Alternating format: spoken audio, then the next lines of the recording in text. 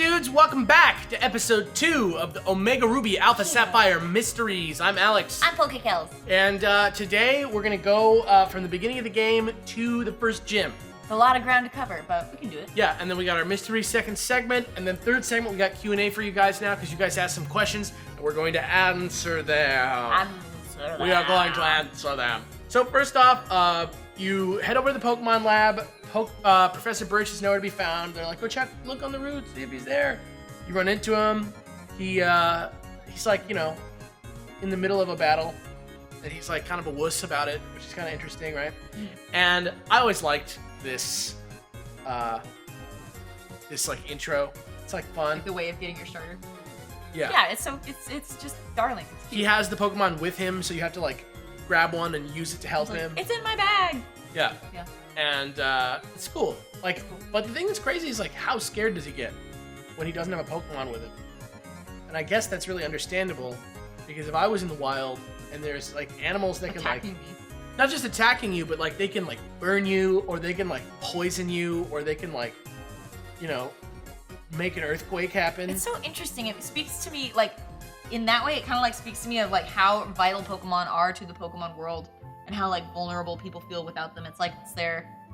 We said this yesterday, or not yesterday. We said this last episode about the Golden Compass? His Dark Materials series. I realized somebody posted in the comments that it's not called the Golden Compass in other countries except for America. So it's the book series.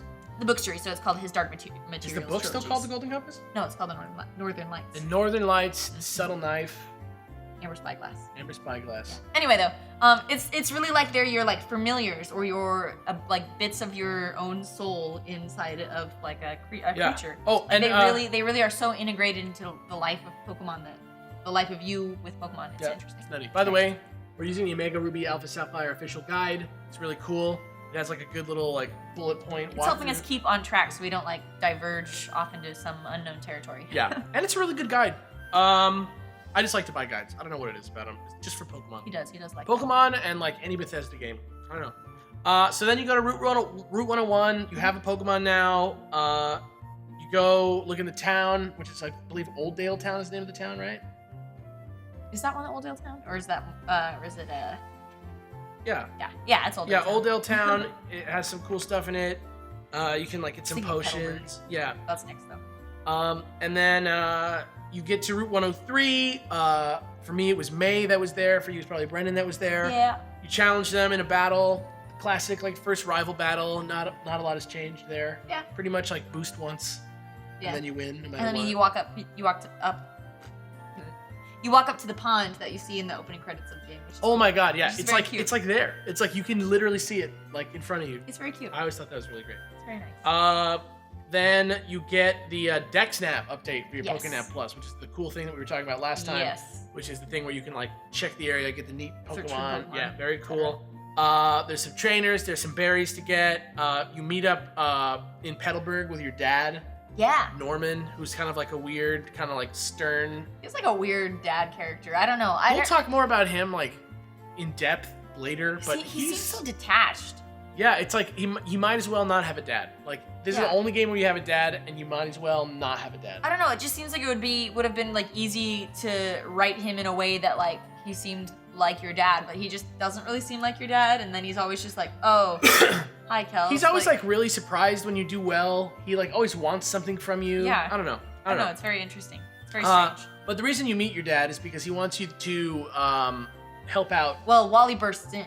Yeah. And Wally is the best character. He's my favorite character in the Pokemon games. Probably hands down. He's pretty good. Probably hands down. He's pretty yes, good. hands down. But he's like a family friend, or he's like your... He just lives in Petalburg. He lives in Petalburg City with his family.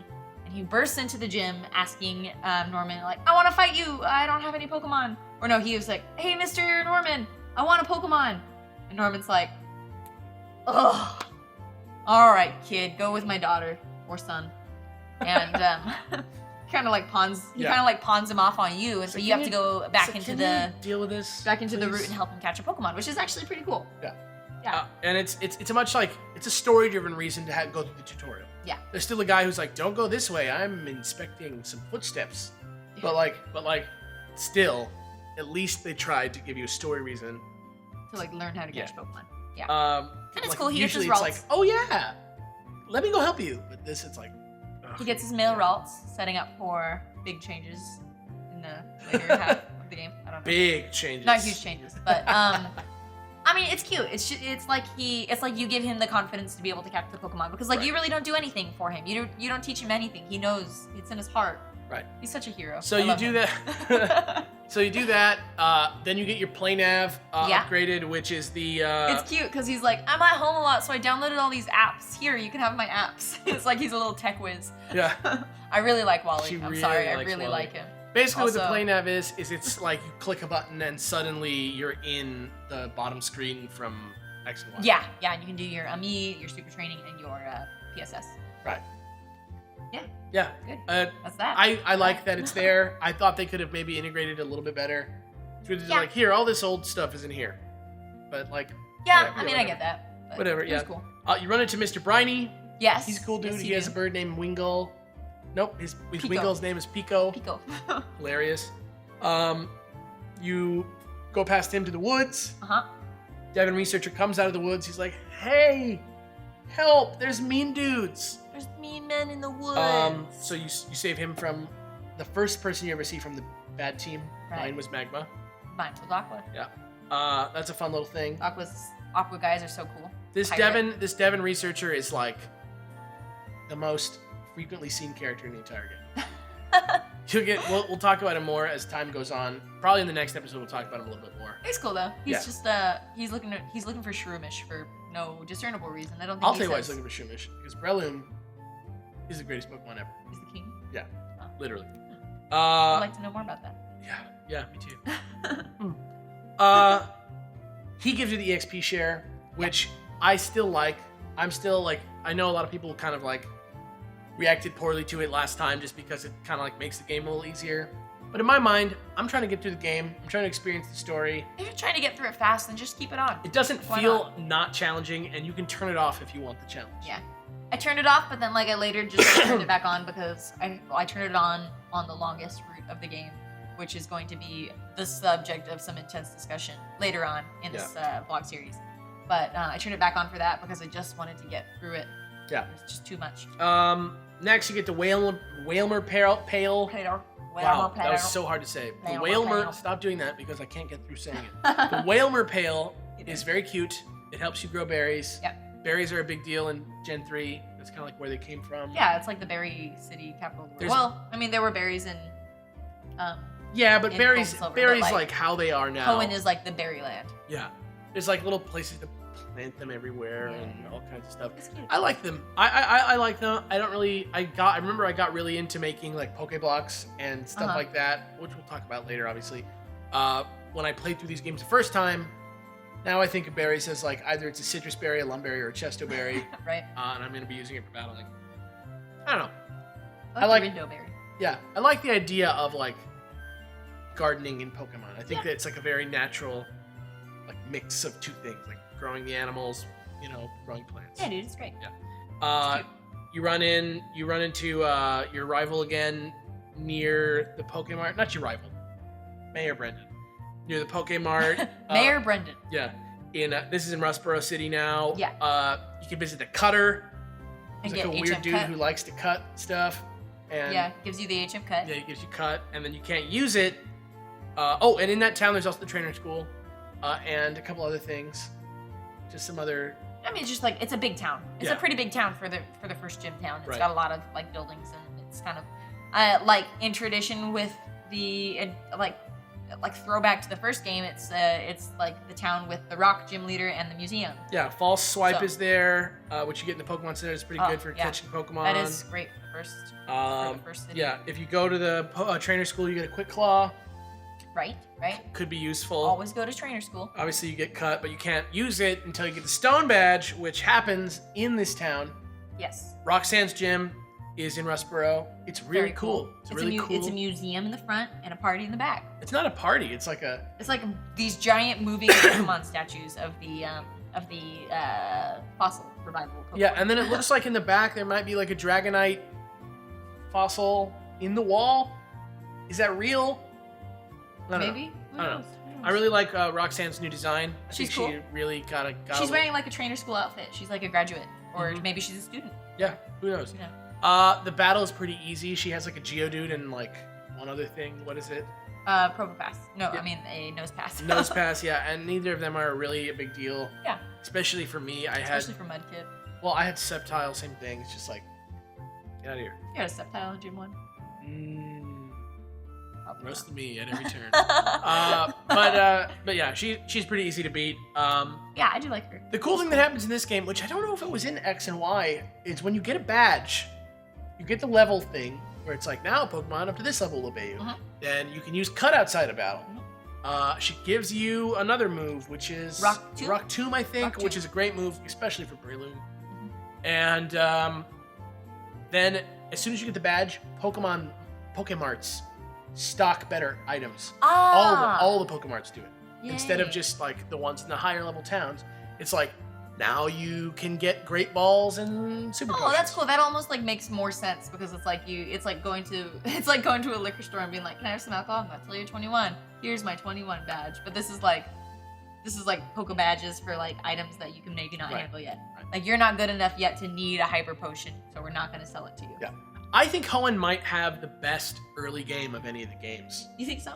Hoenn is really good. I also really like the Kalos. I think it takes a long time to get the first badge, though. Yeah, but it doesn't feel like you're just like, not gonna go here. It's like there's like stuff going on. It's pretty cool. Yeah. And then what else? Maybe Gen 4 is pretty good, and I like Gen 6 also for the early part of the game. Really don't like Gen 1. Very, very confusing.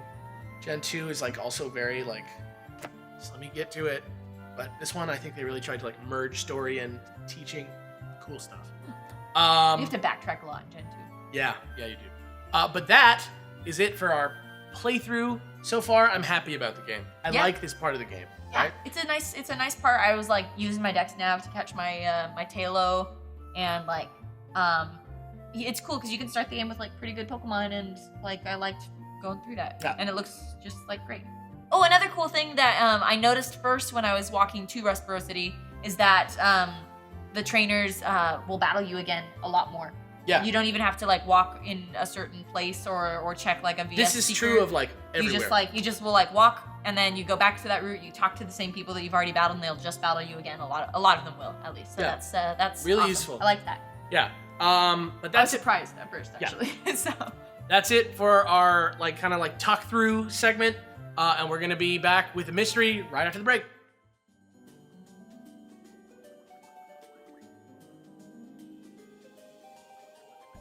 and here we are. Hey. Time for the mystery section. Yeah. So today's mystery has to do specifically with the trainer school. Yeah. What is the what are the implications of the trainer school? What does it mean to be in the trainer school? Because the trainer school is something that has appeared since the very, very, very first game, and it's the only school we really see in Pokemon. Yeah. There's not really like an actual place of education aside from the trainer schools. And obviously, from a game design standpoint, the point of the trainer school is just a repository of knowledge for you to go and like learn the basics of the game. Yeah.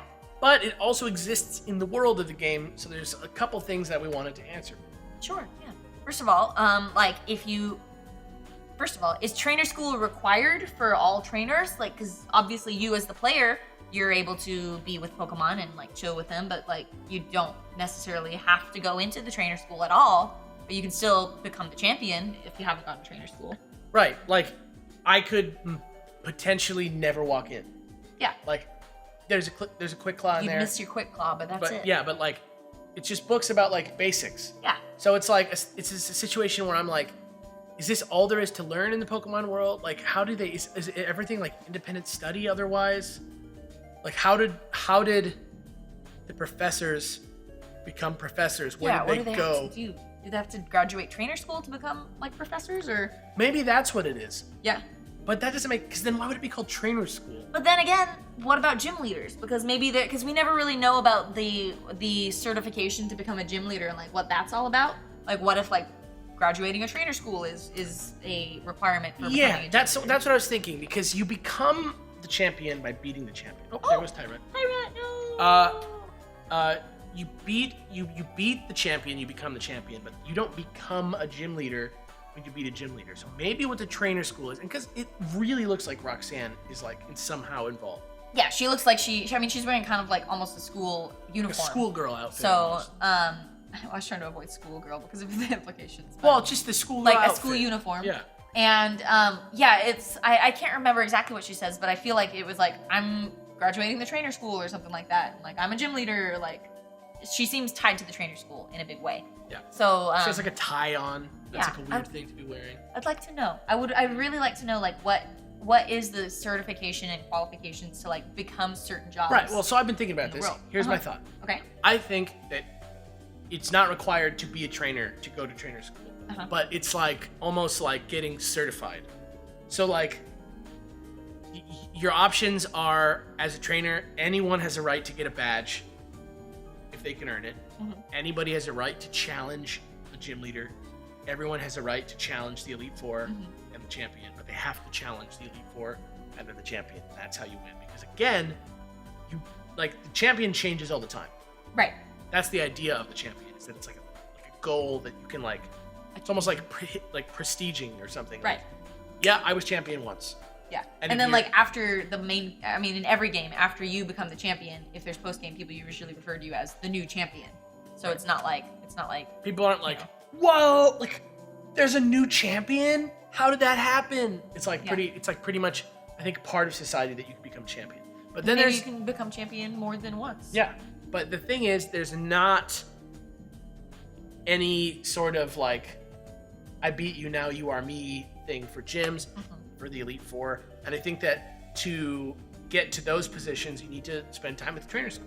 Be like certified. I mean, I'm sure there's some sort of, because that, out of anything, this is like the most job thing that we like know of in the Pokemon world. So like, I think it would be totally plausible for there to be like extremely tight regulations on gym leaders, and they have to be kind of like mentors. And so I think that some trainer school experience probably would be like maybe that's like what, extremely useful. But maybe that's like what I'm saying is like maybe that's like how it works. Like maybe like there's But then there's also like the weird thing of inheriting gyms, which a multitude of characters have been able to do in the Pokemon universe. But who? Like Janine? Janine and Flannery says that she was taught by Blaine. I don't know if they're related at all. But like conceivably, same thing as like military families or something like that, where it's just like like my son is also in the military. Yeah. But like, it sounded for a second like you had a son. My own son. He doesn't have a son. My own son is in the military. But yeah, I don't know. I think that's where I fall on this. And like maybe it's just like there's a position in each city. Maybe it's part of like government. Maybe it's part of like whatever. Like I don't know what the gyms are. Pokemon League. What is that organization? It seems to be gym leaders have a lot of responsibility to like further the career of a Pokemon trainer and like allow them to get to the Elite Four, allow them to unlock. I mean, like, maybe it's just, like, a responsibility thing. Like, they are the people that will test your, like, whether or not you're ready to have, like, the perks associated with being a good trainer. Yeah. You know? Maybe it's like law school, where it's like, you can pass the bar without taking law school. But it's like, there's But if you want to be, like, certified. Yeah, like, you can't, like, get, like, nobody's It's like in the veterinary field, too. Like, I can do a lot of procedures, but if I want to do, like, the procedures that an RBT can do, I need to be licensed as that. Yeah. So maybe that's. There are like certain things they can't do without a license. Yeah. Food for thought. Yeah. Yeah, stuff to think about. What else do we want to say? Anything else about that? I don't know. I think we kind of. Yeah, we kind of like figured it out. Roasted that one. Let us know what you think about Pokemon Trainer Schools in the comments. And speaking of the comments, if you have questions for us to answer as part of our Q&A segment, leave them in the comment section below. We're going to jump over to that segment right now.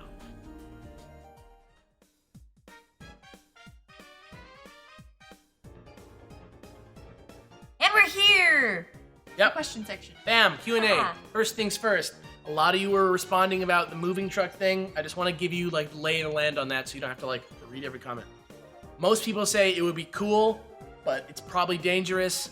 A lot of people said that they did do it when there wasn't enough room in their own cars. Yeah. So I can't imagine that that's... and as far as the Japanese perspective on it, no change.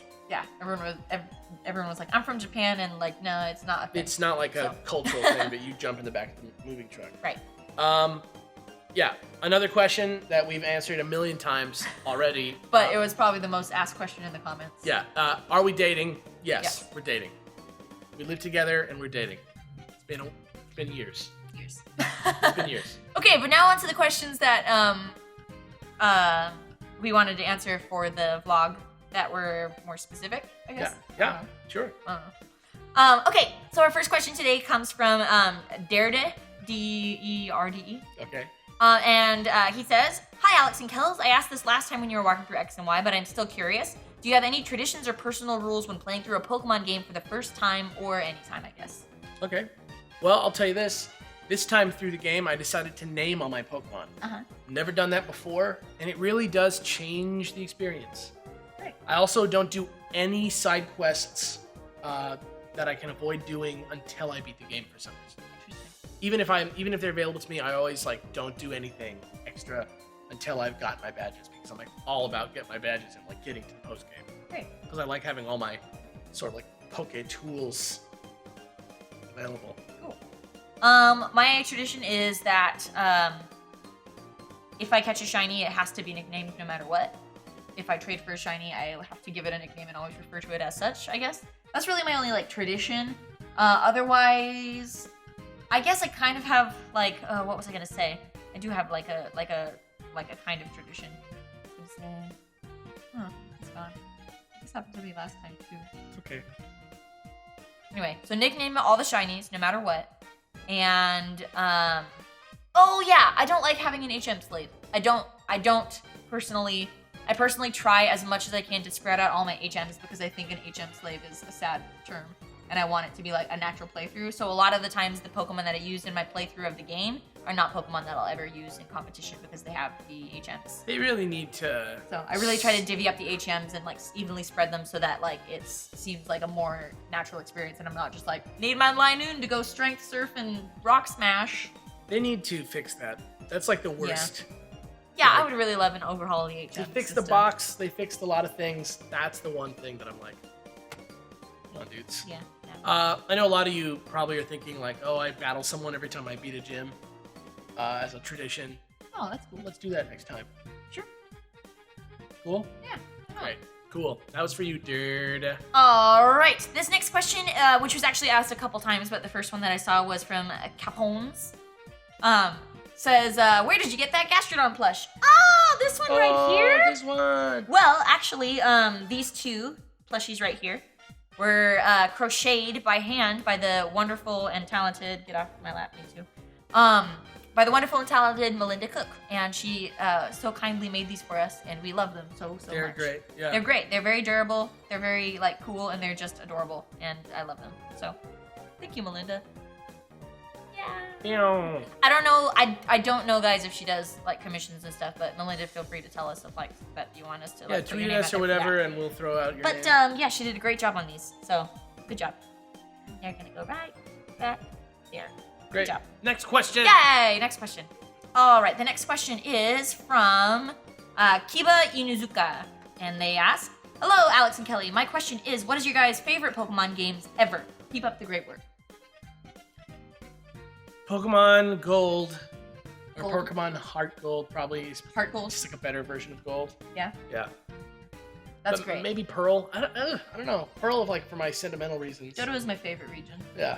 But my favorite Pokemon game ever is Pokemon Snap, and that is for true. That's crazy. Why is it crazy? It's just crazy to me that you like it more than like the real games. I had to have played the real games to gain an appreciation of Pokemon, but like the way you interact with Pokemon and Pokemon Snap is like how I want to interact with all Pokemon. And I could play that game over and over and over again. I've played that game through more times than I've played any other Pokemon game. I'll tell you what. To the end. She is like really serious about Pokemon Snap, you guys. Like to the point where I've tried to like get like perfect scores. Yeah. On She's certain really. stages. I love that game. I think it's such a good game. She's like slowly designing the sequel, making Yeah. a design document. It's crazy. Yeah. It's great. I really love Pokemon Snap. It's the best. Pokemon Heart Gold. I just think it's like the best Pokemon thing that is out there. Yeah, mine's definitely Pokemon Heart Gold. It's like Pokemon Gold, but there's more stuff to do. Great. Next question! This is from Derbegan Blue, and they ask, Which one is your favorite ORAS Mega? Would you have liked to see different ones? Ooh, my favorite ORAS Mega is definitely Mega Slowbro. He's great. Very hilarious. I was really hoping that we were going to get a Mega Flygon, but I'm not like, bummed, like super bummed that we didn't. What was the other one that I thought we were going to get that we didn't get? Oh, Tropius. Oh, that's the one that I would have liked to see because I feel like he really deserves one. Yeah. I wanted to see a little bit more, I wanted to see some Gen 5 Megas. Oh yeah, like who? We still just don't have like any of, I mean, Bisharp. There's, Bisharp would be cool, like something from Gen 5 would have been neat. Mega Seismitoad. That would have been very, very strange. Anyway though, something like that might have been cool. What's your favorite one? Oh, my favorite one? Mega Steelix. I don't even have it yet on my ORAS game, but Mega Steelix is so cool. I love Steelix. I don't know why, like, Steelix is like slowly under the radar, like crept up and like become one of my favorite like Pokemon. He's cool. He's so cool, and Mega Steelix is so cool too. I really want a shiny Mega Steelix. That would be so cool because he's gold. But I also really like Mega Lopunny because I have a shiny Veneeri that actually I'm training up to be my Mega Lopunny. So that one looks great. Damn. She's awesome. She looks like a kickboxer. She's really cool. Yeah, I really do like Mega Lopunny. They like took away that like weird kind of sexual vibe, and like the Mega Lopunny is like more like, yeah, she's kind of like badass. I like that. Yeah. Okay, our next question comes from Liam Oculus. I hope I said that right. I'm sorry.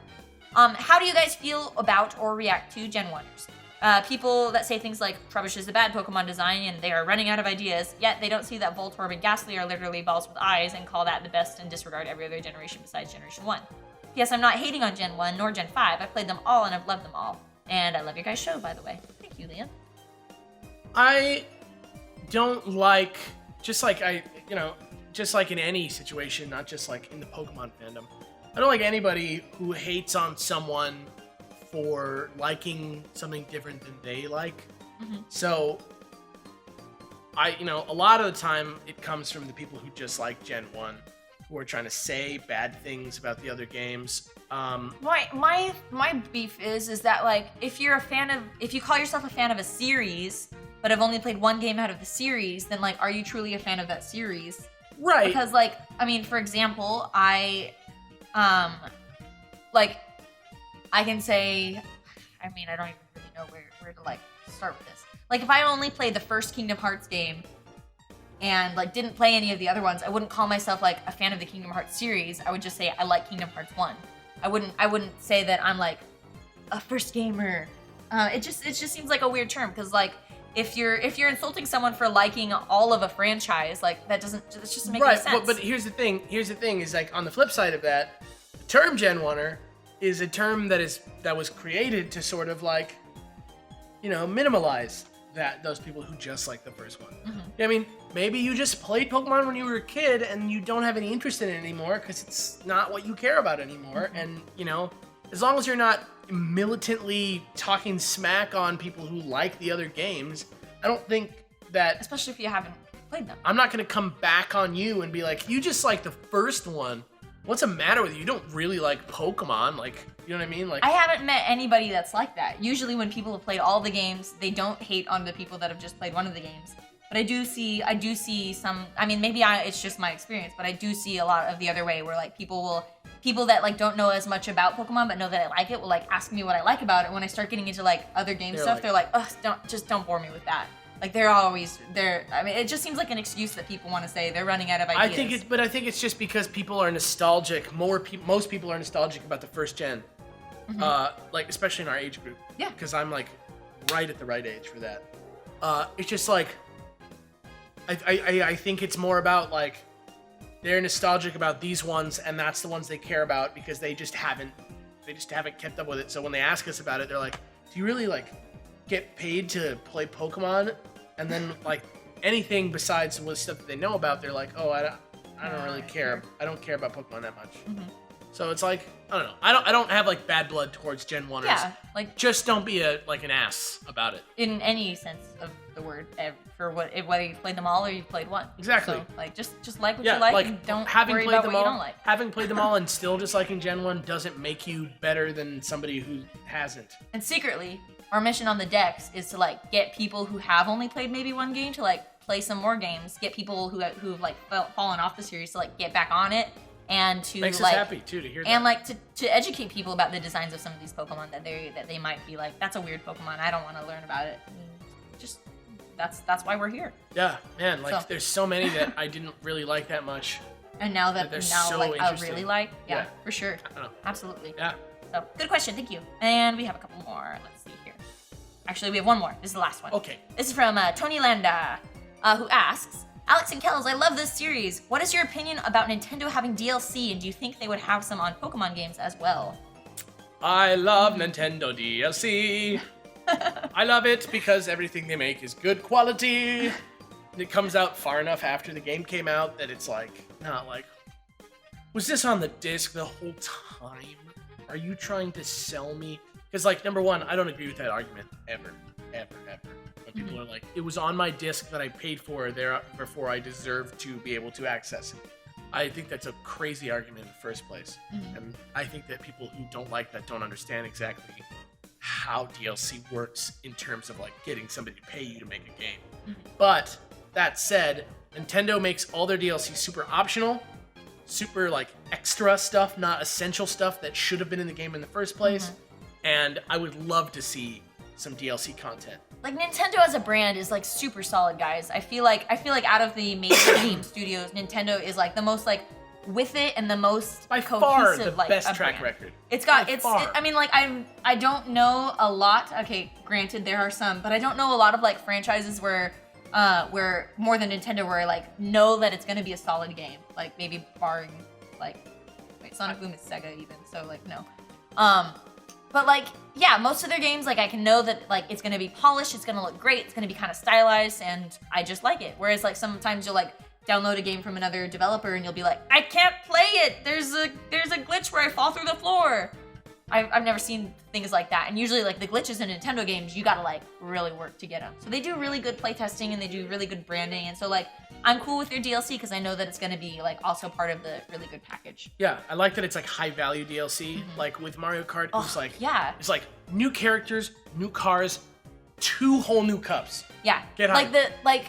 Yeah, that was great because Mario Kart came out and everyone like really liked it, and then it like kind of fell off its little. I mean, like you know, it becomes less popular over time, and then they're like, now we have this DLC, and then there's like a ton of new tracks, and it's like a whole bunch of more hours that you can pour into the game, like completing them and stuff. And it's like, you get 4 brand new tracks, which is great, and then you get 4 like of the tracks you love, way better graphics. Right. Really awesome. And then there's even more. There's more coming out soon. They theme them after Nintendo properties. It's all really cool. It's just like really good. That's great. So Nintendo DLC, definitely. I also like the quality of the free DLC that Nintendo has. Fire Emblem was fantastic. You know, any of those games like Pushmo and stuff, where they kind of like let you make your own DLC by like sending a QR code. Yeah.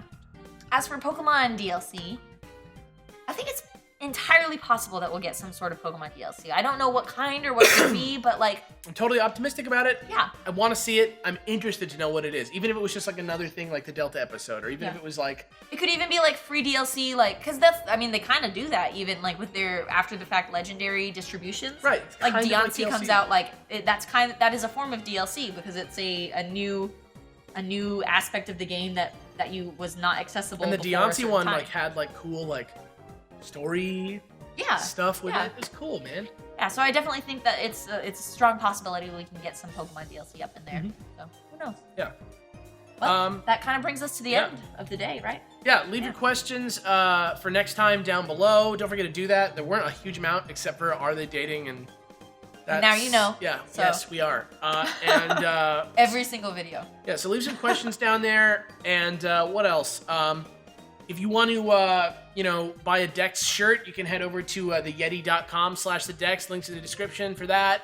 That helps us, that helps support us. That, helps us keep the lights on, so that's really cool. Thank you for watching this. We're going to have a mystery every single time, and I really love listening to you guys weigh in about them.